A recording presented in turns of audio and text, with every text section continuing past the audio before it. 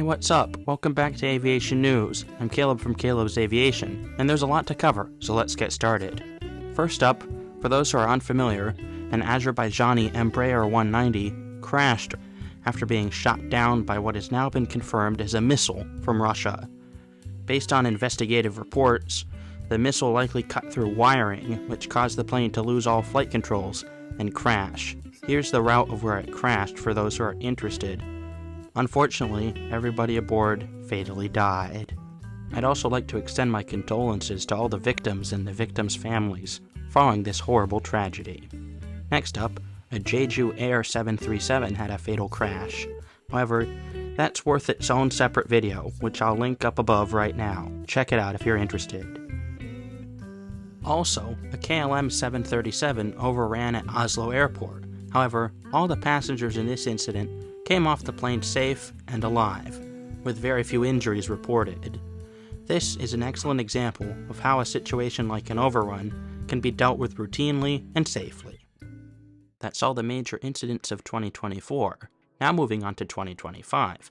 A Delta 757-300 coming out of Atlanta experienced a rejected takeoff and emergency evacuation. The exact cause of why the takeoff was rejected is not yet fully known to the public. However, it was snowing and very cold in Atlanta. For those who are unfamiliar, the United States has recently been experiencing unseasonably cold weather and heavy snowfall across the entire country. Atlanta, in Georgia, is not somewhere that particularly gets heavy snowfall. However, it was very different this time. The heavy snow likely contributed to this accident. As for those who are unfamiliar, it is usually very warm in Atlanta. These pictures really don't do it justice. Sticking in Atlanta with Delta Airlines, the airline recently celebrated 100 years of operation. This is quite an achievement and very rare, with Delta being the first U.S. airline to turn 100. A celebration was held in Las Vegas, and a special aircraft, an A350 decked out in a 100 years livery, was rolled out. This is very cool. Moving along, we have our next topic of interest, with the Lufthansa Group taking a 41% stake in ITA Airways. ITA, for those who are unfamiliar, is the reborn Alitalia Airlines, the flag carrier of Italy, who went into bankruptcy. ITA Airways emerged as the new airline for Italy, and was a partner of SkyTeam and Delta. However, the Lufthansa Group has now taken it under their umbrella and invested significant capital into the carrier. Many feel this is a good thing, helping ITA Airways grow and expand. They will also join Star Alliance. However, many people have expressed concerns over a giant monopoly, with Lufthansa Group now flying almost all the airlines in Europe. We shall see what happens. Next up, we finally know the cause of the TUI 737 nose wheel collapse that occurred in Oslo.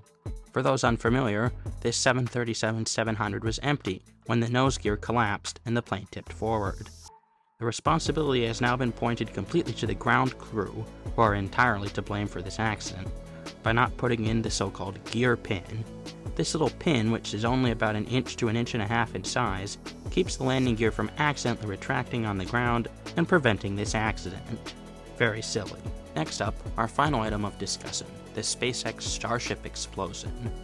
SpaceX, a space exploration and discovery company, was launching one of their rockets, not the one shown here, by the way, and all of a sudden, something leaked and the aircraft exploded in midair.